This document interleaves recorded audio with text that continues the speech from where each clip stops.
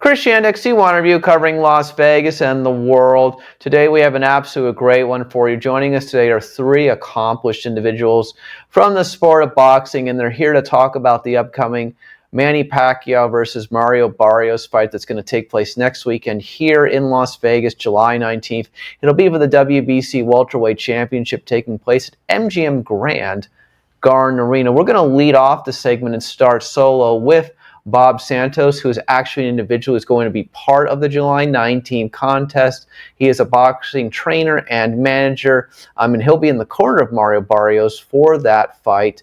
Mr. Santos has also trained former WBA super featherweight champion Hector Luis Garcia and WBC middleweight champion Carlos Ademas, and he's also worked with YouTube star and professional boxer Jake Paul. Secondly, at the 5-minute mark, we're going to be joined by Gary Stretch, filmmaker, boxer, actor, and model. During his pro boxing career, he had an impressive record of 23 wins and 2 losses, and he's the former WBC International Super Welterweight champion. And his acting career has included roles in the 2004 film Alexander and the 2008 comedy Freebird. He also directed and produced the well-received 2016 documentary about Ronda Rousey called Through My Father's Eyes. Finally, at the 7-minute and 30-second mark, when the conversation begins, we're going to be joined by the voice of boxing, Al Bernstein.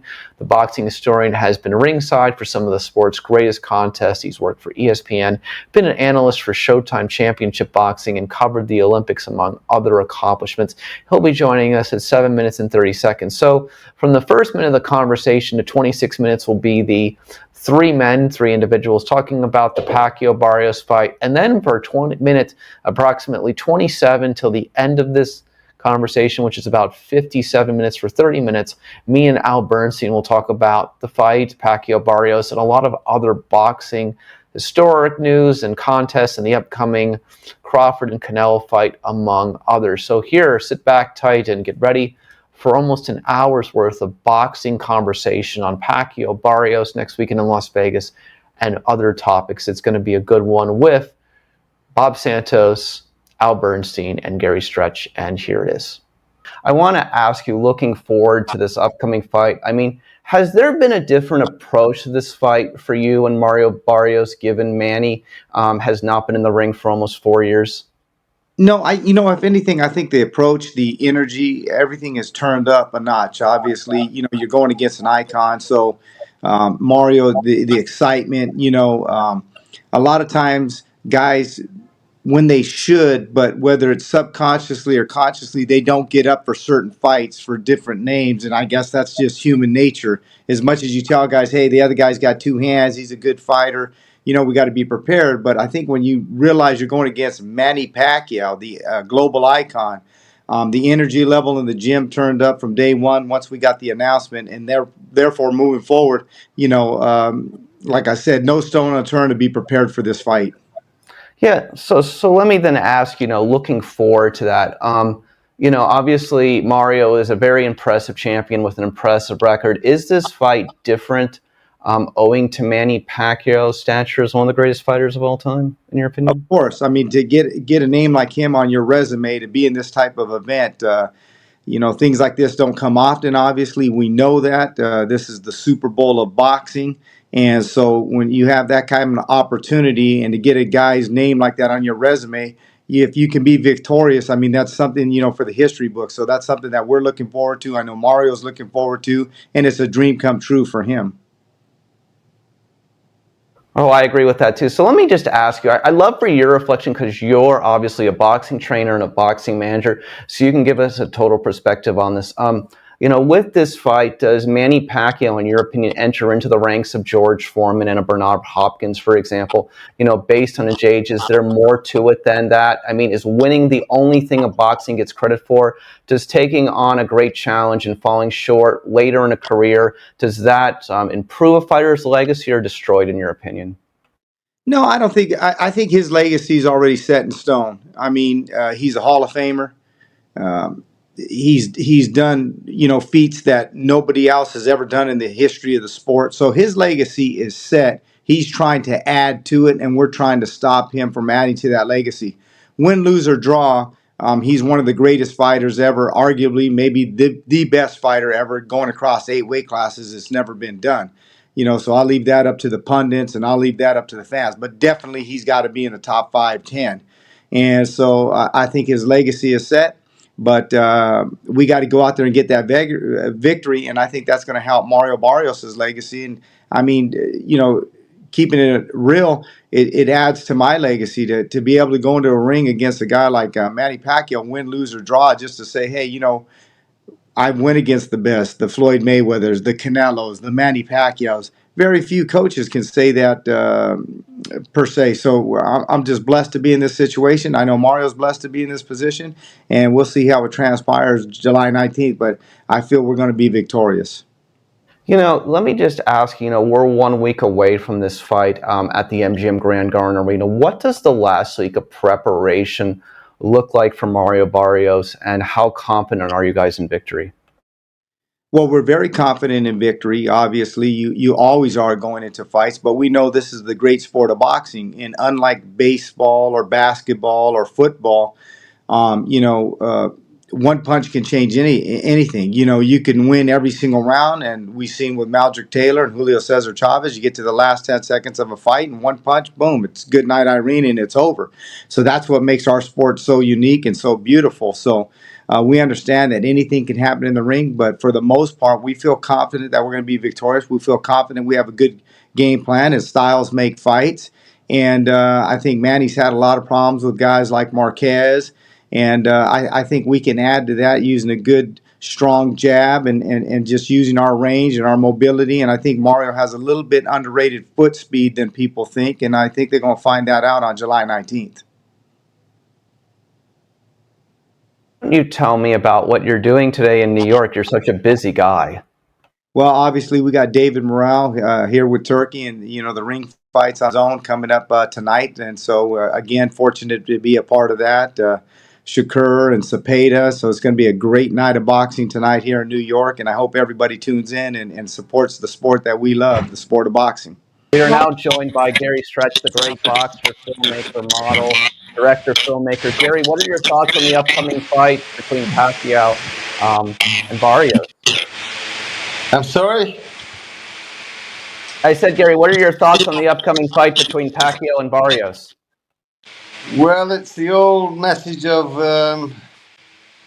time. It's an interesting situation. You can have a career, an incredible career like Pacquiao had, and you get to the end of that career and you get tired and you get, you know, uh, not so motivated, and you can get beat.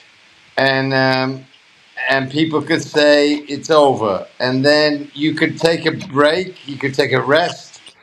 And does he have the passion, the fire to come back like when he was younger? And if he does, it'll be an incredible fight. Or does Father Time beat you? I don't know. What Pacquiao's is going to show up. I love Gary, I you. want to just ask as a follow up, what do you think about a fighter coming back at 46 years old after not fighting for 4 years? Depends on the fighter. Depends on the 4 years he had out. I think Pacquiao lives a pretty clean life. I just think it's about desire. I think if he really wants it, then he's going to be a handful. But a lot of fighters come back because they have to.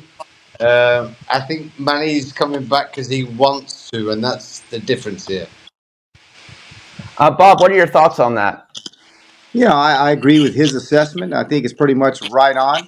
We'll see how much he has left in the tank, what his desire is, and if like he said, I know Manny. I did a lot of camps with him back in the days with Robert Guerrero at the Wild Card. He lives a clean life. You know what I mean? He's always doing the basketball and things like that, staying healthy and so forth. But we're going to see how bad does he want it when he gets in the fire, and when we take him into deep waters, and we'll see. Once we start touching him up, how much does he still want it? We'll find out when we get them little 8 ounce gloves on July You, 19th. Ladies and gentlemen, the guys. great voice of Guys. boxing. Go ahead. No, I'm just saying. You can get to the end of a career, and you can get exhausted. You're tired. You're burned out, and then you can become vulnerable. but then you can have some time off. I think he wants this fight very badly. I think he has a lot hanging on it. I think his desire is there. So does can he deliver? Can he cash a check? You write checks your body can't cash. Can he write a check that his body can cash? We'll see. Now joined by the voice of boxing historian Al Bernstein. Al, thanks so much for being here with Gary Stretch and Bob Santos, of course, who's Mario Barrios' trainer. What do you make about this fight and Manny's return to boxing at 46? Well, I've been listening to you guys, chat about it, and obviously, the idea of Manny Pacquiao that's been toyed with the last couple of years. Pursued his other endeavors in public service in the Philippines, and remains, an international icon. And I think people were still a little surprised when he decided to come back, but at this juncture, there probably won't question. We won't or work ethic in getting ready for this fight. I'm sure Bob won't underestimate that facet of Manny Pacquiao, and that he and Mario are expecting, no matter what his skill set is at age 46, they're expecting a big effort from Manny Pacquiao. There is, as you guys have talked about, there is no way of telling for sure how much 4-year layoff and the will do to his overall effect. Let's This is bad. back here is because No, he probably sees Mario among the welterweight champions, the one that's better than him. Mario's come up in weight and isn't a monster knockout.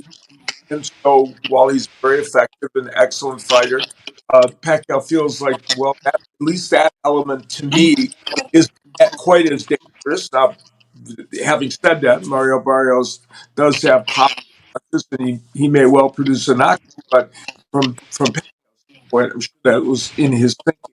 So intriguing to be sure to see on fight night, as you guys have talked about, which Pacquiao shows up and whether he still has, and as Bob alluded to, not only the ability to fight well, but to continue doing it during the course.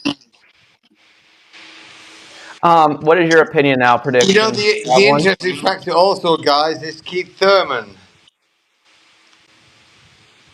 Go ahead, Gary. What I'm do you just think? saying, Keith Thurman is uh, a factor that both guys fought.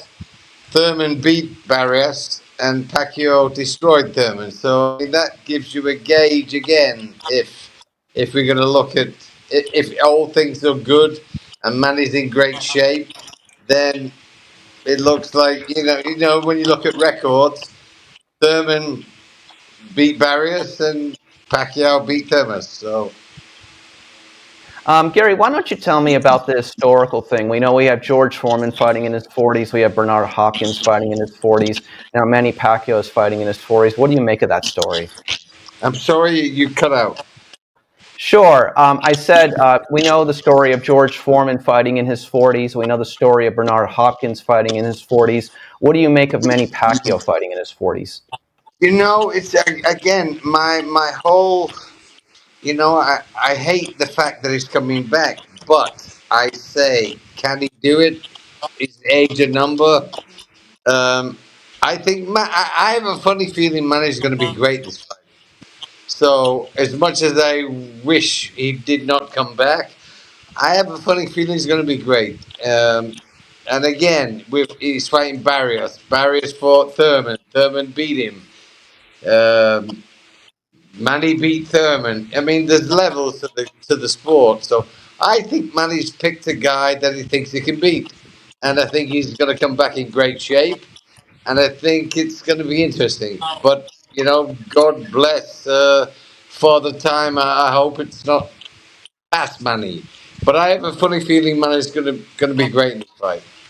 Bob, what are your thoughts on what these two guys have said about Barrios and the upcoming fight? Well, I mean, at the end of the day, styles make fights. I'll give you a caveat. I took Mario Barrios from his first pro fight when he was, turned him pro when he was about 17, 18 years old. We got to number one in the world together. Then for a time I was out of his corner, not the lead guy. So I took him all the way for his first 20 fights, and I wasn't the lead guy. I wasn't the lead guy for the Thurman fight, and I wasn't the lead Let me guy ask for you the a question. Gervonta Davis fight. What happened with the fight that he got beat with? Tell me.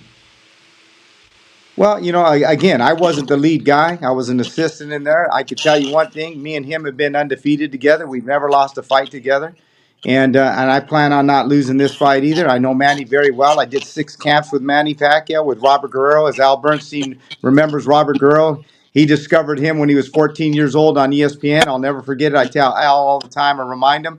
He looked at Robert Guerrero. He's 14 years old at the time, and he said, "This young man, I think, is a guy that's going to be a world champion. Not only to become a world champion, he became a world champion in multiple divisions." So I know Manny pretty well, and tactically, I know the things that he likes to do, doesn't like to do. I know Freddie. I was in and around his gym for many years, and I think we're going to have a great game plan going into this fight. And obviously, father time does play a role, but we'll see how it plays out. I thought he was going to lose. Let me ask I you thought Manny was going to lose to Thurman.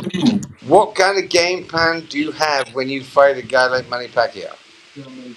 Well, I can't give away all the I'm not details of going asking into to what give we're it going to to do. me, but what kind of game plan do you have? I mean, Pacquiao's a complete fighter. So how do you fight a tall guy, Yeah, short guy? he's a complete fighter, no two ways about it. And I'm not saying we're Juan Manuel Marquez, but Pacquiao does like to take a lot of risks. He's a guy that likes to be killed. He's a kill or be killed type guy. That's what led him to get knocked out by Marquez. Agapito Sanchez had a draw with him. So he's vulnerable. He's been beat before. He's had guys that have given him very competitive fights. And I'm feeling no different with Mario Barrios. He's 6 foot. We're a lot bigger than what Margarito was. There's no rehydration clause in this fight. And I But think you're going to Thurman, be you very got beat surprised by how big Thurman. Mario Barrios How is. do you get beat by Thurman? How did Mario Barrios get beat by Keith Thurman? Yeah. In my opinion, I'll tell you how he got beat by Keith Thurman. You can ask Keith Thurman this. Mario Barrios has one of the best jabs in boxing. He didn't use it enough on that night, which I think he should have been. And I think Thurman would attest that. And he already has attested to that. And the way he beat Mario Barrios is back then, Mario Barrios was getting his feet to a line like this. And every time Thurman seen his feet get aligned, he'd take them one direction, take them the other direction. Once the feet got aligned, he knew he had no punching power and he could get off on him. But again, I wasn't his head coach at the time. I was just an assistant. I didn't have very much say in a lot of things that were happening. But I think we corrected that problem with his feet. That's why we had that great fight with Yordanis Ugas. Ugas beat Pacquiao. We beat Ugas pretty handily. And moving forward, you could take the Ramos fight where we had a draw. It's a one-off, but we only had about 4 weeks to get ready for that fight because it was a Netflix fight, a fight that he really didn't even want to do, but we went through with it anyway. But outside of that, if you look at Ramos, though, too, he split decisions with Ugas, beat Figueroa. He's a guy that's always, he's never losing unanimous decisions against the top level guys. We had that draw with him, but like I said, we only had about 4.5 weeks to get ready for that. But outside of that, you look at the Ugas fight, we dominated that. And if you look at Thurman and Gervonta Davis, those are the only 2 losses of Mario Barrios' career. Well, I'll tell you what we're going to do, me and you. The I'm former going to buy W. you a beer, but Pacquiao's going to kick your ass. Yeah, Gary Stretch, the former WBC International Super Welterweight Champion with a pro record of 23 wins and 2 losses, ladies and gentlemen. Al, I have to ask you to get you back in here. Do you think this fight is going to be different given Manny Pacquiao's stature? Do I think what? Do you think the fight will be different given Manny Pacquiao's stature? Well, Bob alluded to the fact you have to for his better. But thanks, Bob, for giving me the props on Fred But Guerrero. you deserve it because not many people were saying that about Robert Guerrero at that time. He was a skinny little lanky kid, and not a lot of people were thinking that. I can tell you that right now. And I'll tell you this, Al. When I turned him pro, no promoters were interested in signing him. So that tells you something that you had a better eye than some of those promoters out there. Well, it only shows that even I can be right on occasion. Uh, the I think that Bob alluded to the fact that, that you can escape the fact when you're training somebody like Mario Barrios, and escape the fact that it's Manny Pacquiao over there because you know it's folklore. You've lived it. It's there. But it's the idea is to deal with the reality, and that is it's the very nature of what they're about in the gym right now. What and have been for weeks and weeks and weeks. What Bob and Mario and the whole team do. They're getting him prepared for a fight. They're trying to prepare him for what they think is the best Manny Pacquiao that he can get right now. Let's be really honest, okay? Trying to deal in total honesty here. You are not going to see a Pacquiao that was the same one that was 6, 7, 8 years ago. You just aren't. I don't. It's impossible. You're going to see some level between that and uh, and greatness before it's going to be somewhere in that gap.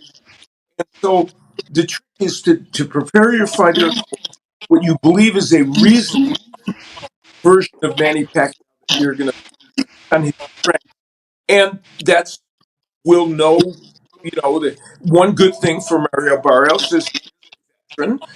You know, Bob was alluding to all these different fights, ups and downs of his career.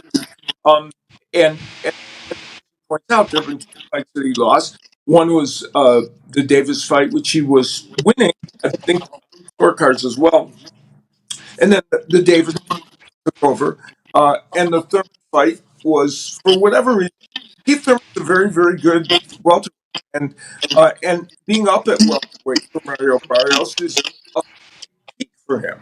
So the trick is train to be ready, have tunnel vision, fighting a fighter that is a whatever his name, whatever his resume, whatever office, Philippines, whatever international he has. And that's the trick to try and get a man prepared. And that's what Babu, explained. All right, Bob, I just want to wrap up. I know you got to get moving along in a second, but I just wanted to ask you, in closing, how's Barrios look? We got a week out. How's he look? You know what? This is the hardest we train for any fight. Like Al alluded to, we prepared ourselves to be ready for the best Manny Pacquiao that we have seen in his prime. Whether he can turn back the clock, we'll find out. But I know one thing: we are prepared more for this fight than any fight that we've ever prepared going into a fight. And that being said, is because Mario Barrios understands the magnitude of fighting an icon. So the level of energy that he has picked up has been second to none. And I think we're going to see that July 19th. Bob, I have one last for you, and then I'm going to ask Gary this as well. Last night, you guys know, in New York City at Madison Square Garden, Amanda Serrano lost her final bid to defeat Katie Taylor in Winning for a Paper in the final match of their pugilistic trilogy. Amanda departed from her typical style, deploying a different strategy, and came up short. What are the risks in attempting to have a fighter work to achieve victory by departing from what they are used to? How, if all, can this lesson be applied to the Barrios-Pacquiao contest, which we were discussing, Bob? Well, for me, very few guys have been able to do that. I'm sure Al could allude to this, but if you look at Marco Antonio Barrera before the Junior Jones fight, he's one of the few guys that fought a certain style for almost 50 pro fights and flipped the script and was able to be successful. That's far and few between that's happened. And I think going into one of your biggest fights, maybe if you're going to flip the script, maybe you need a couple little tune-ups before you move into that direction to flip the script against a great fighter. And it was a little too much for her to overcome last night, unfortunately.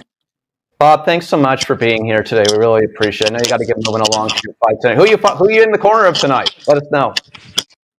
David Morale. We had that close fight with Benavidez, and so we're back off to the races. Hopefully to tonight, and we can get ourselves back in the sweepstakes for Benavidez or better BF or Bival. So we'll see how it plays out tonight. Gary, any final words for Bob? Yes, Al, number one. I've been a big admirer of your work for a long time. I think you're incredible at what you do, and I'm very honored to be on the line with you. But I'm going to tell you a secret, boys. Fighters are a different breed. They are not normal. When Manny Pacquiao decides to come back, if the desire is there, he will move mountains. And I just gonna tell you something now. You have no idea what a man can do with a brain who wants to do it. So I would say to all the kids, everyone out there, if you want to do something so badly, let's see if we can do it. And this fight will be a showcase of what's possible. Gary, to that point, I'll just tell you, when he was fighting Keith Thurman, I thought there was no way Pacquiao was going to beat Keith Thurman. I picked Keith Thurman big time, and before I knew it, I'm there in the front row, and first round, Keith Thurman's on the ground. The next thing I know, the fight's over. Keith Thurman's raising his Any, hand. So we're you not know we're what? not underestimating Manny Pacquiao for sure. The mind is an incredible thing, and given the right focus, if you put your mind to something, I don't care if you're 50 or 5, if you want something bad enough, I believe it's possible. So let's see. I mean, I love Barrios. I think he's amazing. I love Pacquiao. He's amazing. What crosses the line is the mind. The mind of the two boys are going to be who's got the stronger mind. If Pacquiao can come back with a brain that beats Barrios' brain and he beats him, anything's possible, guys. Gary, Yes, sir. I always appreciate your analysis. I mean, you guys should know, of course, he made a great documentary on Ronda Rousey in 2016. It was well acclaimed. I mean, he knew Ronda better than anyone knew anyone, and he's trained boxers. He was a boxer himself. He's been in the filmmaker. He's been in big movies. Gary has lived a life, and I think Gary believes anything is always possible, and that's why he is the man he is. He just got an award at a film festival this week in Italy, guys. You know what? You should be my agent. You're incredible. You're so kind to me. But no, I just have this. I really have this in my heart. Like, I want to cry now. I have this in my heart. If you believe, it's possible. And let's see if Manny, I believe he believes. And if he does believe, and it's possible, forget Barrios. I mean, I love him, but like, if you could come back and fight a world champion and beat them because you believe at 46, I don't care about the fight. I care about that belief. And everyone who's watching, guys, believe, and anything's possible. Al, thoughts? Bob, have a good one. I know you got to go. Take care, Bob. Okay, Good luck God next bless you weekend. guys. Thank you very much. We'll Take care, see you. Bob. God bless. Al, what are your thoughts? Final predictions. Who you think is going to win? Honestly, if you had to guess. Uh, I mean, it's really an interesting fight in a way because we all know that Pacquiao targeted among the possible fights that he could get that would be important ones for a championship that he felt Barros was the most vulnerable to him. Barros is not a big puncher. He is a good boxer and has shown plenty of those skills over the years, but is not a big puncher. So, Pacquiao feels like he can he can parlay what he does into a victory. I guess if somebody put a gun to my head and said you have to pick somebody in this fight, uh, I'd probably pick Pacquiao because of the possibility that he'll recapture enough of his old skills and his old abilities to get it done. But it wouldn't be any pick that was filled with confidence or filled with with bravado. I mean, I could easily see Barrios winning this fight. And again, we just don't know what level of skill set Manny Pacquiao is going to bring back at age 46. One of the things about fighters fighting when they're older, they're in different categories. Like Nonito Donaire is a perfect example of someone who's in his 40s, still fighting well because he's been active. Bernard Hopkins was active during that whole period. Archie Moore was active during that whole period. This is somebody coming back after a 4-year layoff in their 40s. So it's valid to question how effective he'll be. I'd love to add just a couple of things. They were going back and forth, and you know how it is: trainers, fighters going back and forth, and then we in the media just kind of have to be the onlookers there. So I just want to get in a couple for you because you're the greatest. I mean, you and like a couple others. That's all that's left of the great sport of boxing. Like if I was going to ask somebody for their first word on the sport of boxing, it would be you. I hope you know that always, and I admire and appreciate all the stuff you've done with us all over the years on C1 interviews. So let's just talk about three more quickly. First, state of boxing right now, in your opinion. Well, it's fluid in some ways. You know, you have to look at it from two different ways. The quality of the boxing is exceptionally good.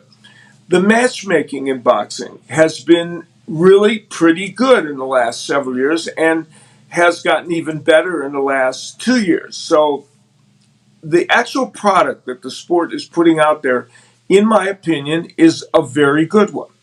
So from that standpoint, boxing is in pretty good shape. However, what makes it fluid right now is the delivery of that product. How is it delivered? Uh, is it being delivered in a way that fans can A, afford it, or B, find it?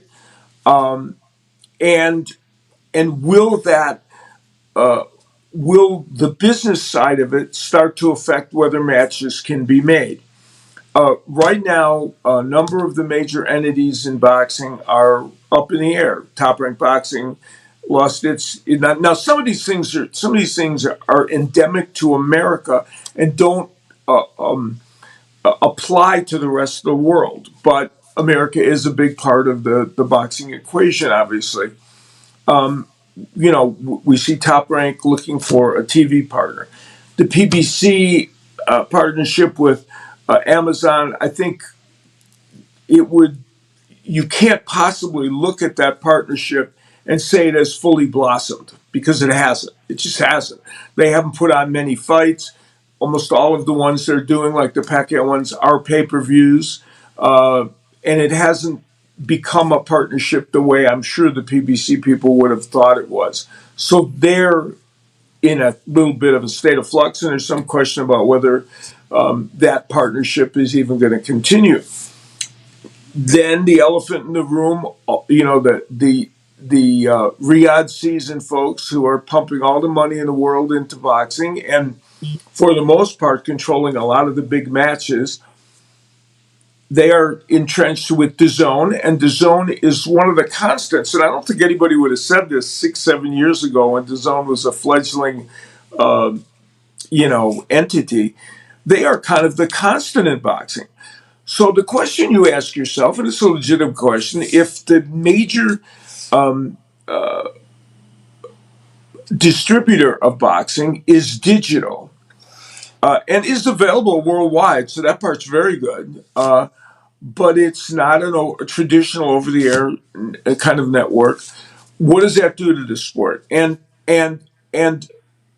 they've put on great matches, in my opinion, but now their mantra of saying, well, don't worry about pay-per-views because you're going to pay us a subscription and we're going to give you all these great fights. They are giving you really good fights, but there's still a lot that are pay-per-views. So all of that has boxing in a place where I think it's very fluid because not the average fan isn't sure where to access fights in many instances, and in some cases the cost of constantly buying pay-per-views is difficult for them.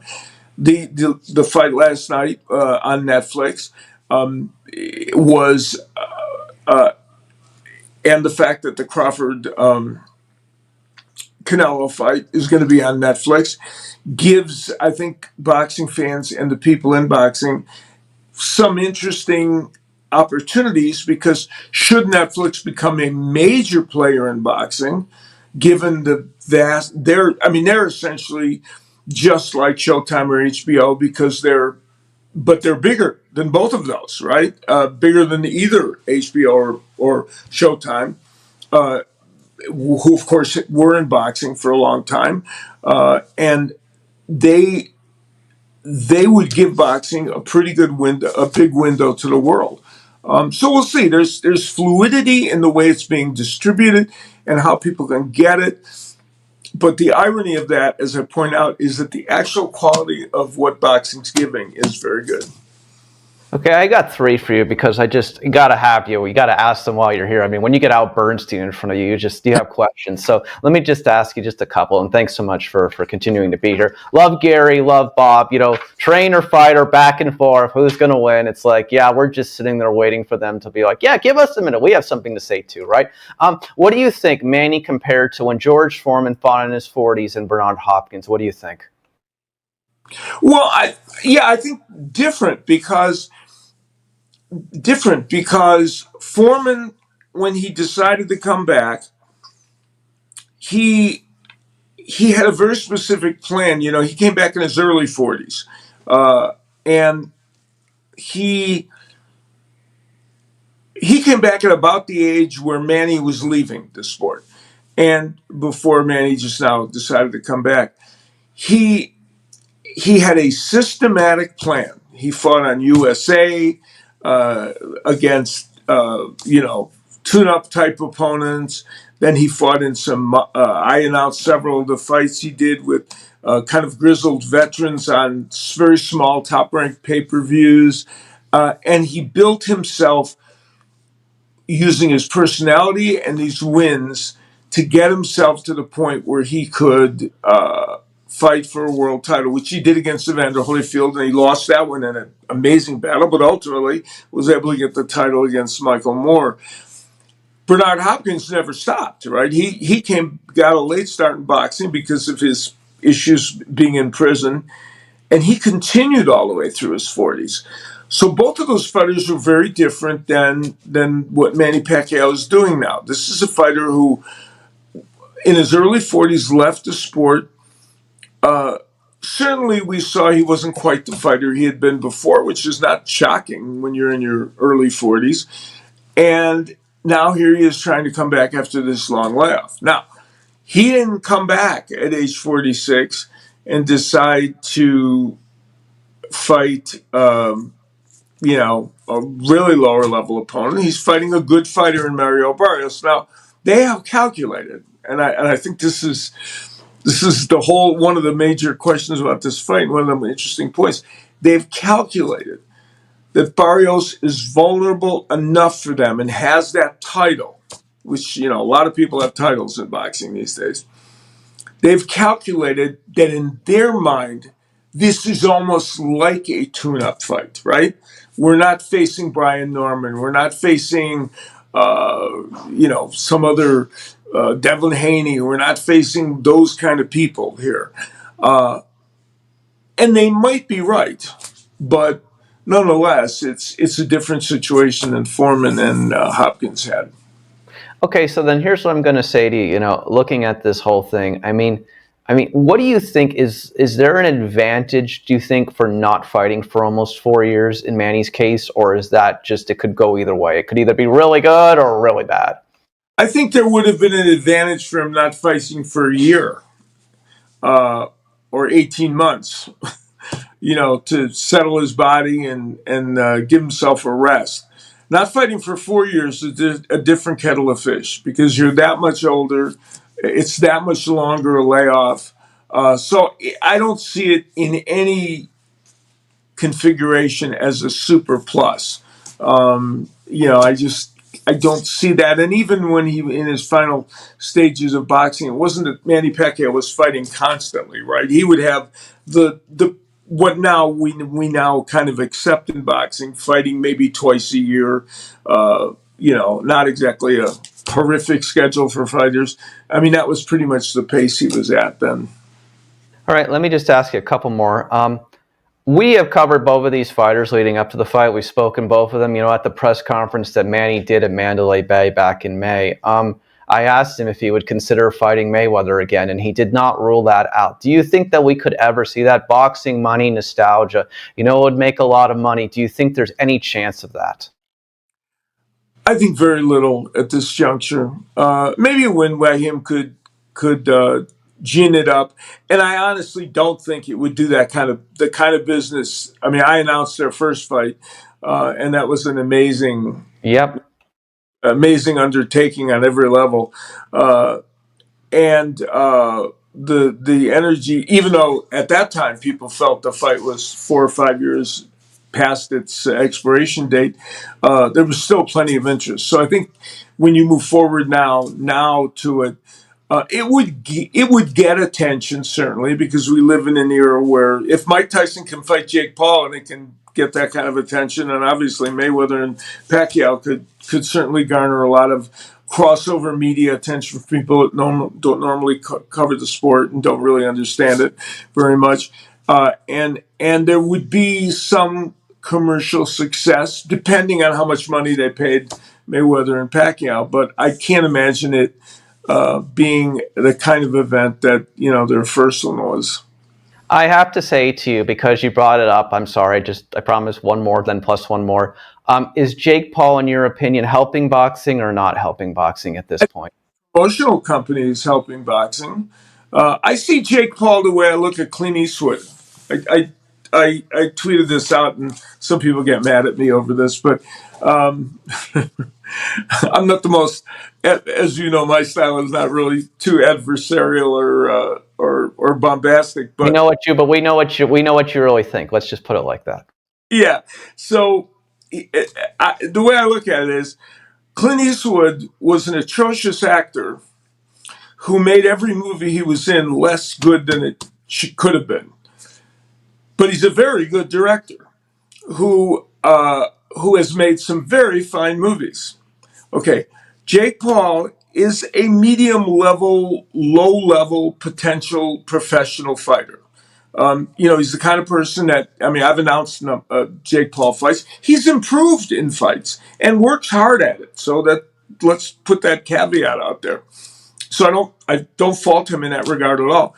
As a boxer, he would, if he were fighting regular boxers all the time and he was being brought along like we would expect somebody to be brought along, right now he'd probably be 10-6 against those professional boxers. He lost to Tommy Fury, who is not a great fighter, and that was one of these. Fought a couple of professional fighters, so that's who Jake Paul is as a fighter. So for people to take that part seriously is kind of silly. But I always view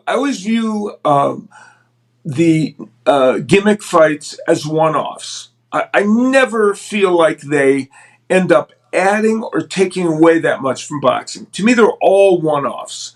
However, now we move into his promotional company, which has concentrated very heavily on women's boxing, which I happen to be I've covered and announced probably more women's boxing matches than anybody, and I'm a big believer in women's boxing, and I have been, interested in it for many many years, well before the current boon in women's boxing. His promotional company has done some superb work, and the culmination of that, if you will, came, last night went with the big card and that they had in Madison Square Garden, and so I give him all the credit in the world for that. All right, too bitter. Are you going to predict this fight or not? And then let's tell the folks what you're up to today. Still at going strong and keeping it But moving. I would have to lean toward. You talk about the Pacquiao Barrios. Absolutely, absolutely. Probably lean toward Pacquiao, maybe a little bit because of his pedigree and the fact that he may pull a rabbit out of his hat. But it's not a. I mean, I'm kind of like, up in the air on it because Barrio, if Pacquiao doesn't, if the Pacquiao that comes here is an older 46-year-old man who is going to have a hard time with timing and all the rest of it, Mario Barrios is quite capable of boxing for 12 rounds and not getting into trouble if he doesn't get hurt. If Pacquiao doesn't, at any point in this fight, at least stun Barrios, he will lose. He will lose this fight. He won't stand on the outside and outbox a man who's 16 years younger and is by nature a boxer, who is physically bigger than him. So that isn't going to happen. So it's going to have to be Pacquiao being able to have enough of those bursts of offense to to kind of stun him and control Barrios. What are you up to today? What are you doing in the world of boxing? Well, I am doing the Big Time Boxing USA series on DAZN. Dimitri Salita promotes those. I do a lot of other broadcasts and pay-per-views. I'm going to be doing one on July 18th, a streaming fight from Pachanga. Christy Martin starting up promoting. She's been promoting matches. Now I'm going to be on that stream. Plus, I'm doing my YouTube show on the Salita Promotions YouTube channel, which I interview boxing personalities. We just had Sean Porter as a guest. He, breaking down not only Friday's fight, but the fights that are coming in, fights on Saturday, July 12th. And so we have a lot of guests on there, and I'm doing fights on DAZN and elsewhere. So I'm still very active and enjoying broadcasting, which I like to do, and I feel like I have the same passion and work ethic for it. So it's fun to do. I love your passion. I love your enthusiasm. Al, last one, I promise. Allegiant Stadium, Canelo versus Crawford coming in September. Is that going to be, I honestly don't know, is that going to be the first fight in Allegiant Stadium? And if it's not, I mean, what an unbelievable, they must really think that that's going to be a big fight, right? Well, one of the interesting things is they talked UNLV into moving its football game and UNLV now is a school that matters in college football. Still on the up. 2 great seasons, and we never thought we'd hear that in our lifetime, did we? I've been rooting for the Rebels for 30 years since I moved out here. But they literally got them to move their football game to a week that doesn't even exist in college football. So the idea of a big boxing match in Allegiant Stadium makes perfect sense, right? I mean, big concerts are held there all the time. And I believe they feel, I mean, when you put a fight in a bigger stadium, whether it's an outdoor stadium or in this case an enclosed one, rather than a 20,000 seat, normal auditorium, you believe you can sell more than those 20,000 tickets. Everything indicates, and I don't know, they may even already have more than that. I went on the just out of curiosity, went on the website to look at tickets, and there are a lot sold. So clearly, they're going to do more business than they could have filled in the T-Mobile or in one of the big arenas like it. So, Can they fill that place, you think? Pardon? Can they fill that place, you think? Fill it, I don't know. Maybe. I think they'll come close. They'll be over that 25, 30,000 threshold that it would take that means you need a bigger venue. But it's conceivable. I mean, here's the thing. This is a fight that is going to get crossover attention from the mainstream sports media. I mean, boxing is it. There are certain fights that get that attention, that get the crossover attention, in which the mainstream sports media in America covers it. And this is one of those fights. And once that happens, then all things are possible to you. I mean, whether this is truly the best match, I mean, you and I could probably sit here and name 4 or 5 matches that we're more convinced would certainly be, we know would be a little better. Not to suggest Canelo and Crawford isn't going to be a good fight. Could very well be. It might be a great fight. But we can name 4 or 5 that we're more sure would be great. But they're not as marketable as to the mainstream and sports fans and casual boxing fans as this one is. Yeah, here's my response. It might last about like 1 round, but Canelo versus Paul, I mean, come on, I mean, the reality of what it comes down to. Barrios said to me a couple weeks ago how like he believes that what Paul needs to do is he needs to fight the top 15 in his weight division, and then we'll see what he's really worth. Agreed? Yeah, well, I mean, even the top 50. Yeah, not even the top. I mean, if Jake Paul wants to be taken seriously as a boxer, then if he just fought the 30th ranked cruiserweight, that would be something, right? I mean, his only forays against real boxers, losing to Tommy Fury, who is below mediocre, let's be honest, and he lost to him. So for Jake Paul to be honestly taken seriously as a boxer, even just beating the 30th cruiserweight would be a step forward. And that would be, but we live in a different era now. We live in a different era in every aspect of our lives. And I'm not going to get too heavy in the weeds on this because then I'll definitely get people yelling at me. Whether Go it's ahead. Go ahead. whether it's government or entertainment or sports, it only matters if you can sell it. Period. And there are so many more ways to sell things now. We used to have gatekeepers and some of that's good and some of it's bad.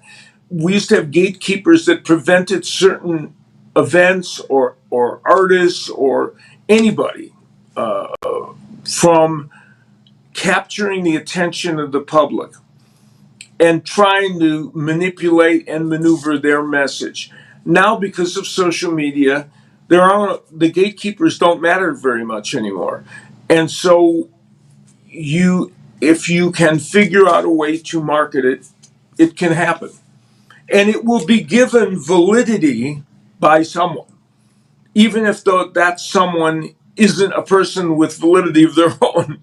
So that's the reality of what we live in now. And so if they could sell a Jake Paul versus Canelo fight, they could probably have it. Oh, I think Whether you get a crowd of 65,000 plus for that. No. you might, and you might sell some big pay-per-views. So it's a question of whether the the people that are, how can I put this, the wiser heads, if you will, in quotes, prevail, or their base instincts take over, whether it be the economical ones or if you can't beat them, join them. Kind of mindset takes over, and we're way past the idea that something is the word inappropriate is now inappropriate because it doesn't matter. I agree with that. Listen, we're going to have you back for like a whole 1 hour talk sometime. I just love talking with you. I could just talk with you all day about this stuff. The thing of what it comes down to is you just have the viewpoint of seeing it all. So I'm just going to leave you with this last question, I promise. Las Vegas. How do you think we're doing as far as the fight game goes right now? Well, I think Las Vegas, still has a certain really important allure for boxing, and there will always be major fights here. The volume of fights, but this has probably been going on for a few years, has gone down, and so there aren't as many of the mid-level fights here as there had been before. I mean, part of it is this started a long time ago with the Native American and riverboat casinos around the country that wanted boxing there for a variety of reasons. And now there's the Riyadh season that wants a lot of the big fights to be there in their country, in Saudi Arabia. And the re-entrance of New York as a place for boxing, which it had pretty much kind of fallen off the map as a place for boxing. Now that place is yet another competitor for Las Vegas. But a certain percentage of the big fights and then a percentage of the fights underneath that, I think will always gravitate to Las Vegas. And here's the other thing. For a long time before, the only sports activity pretty much that you were going to have in Las Vegas was boxing. Then that became boxing and mixed martial arts.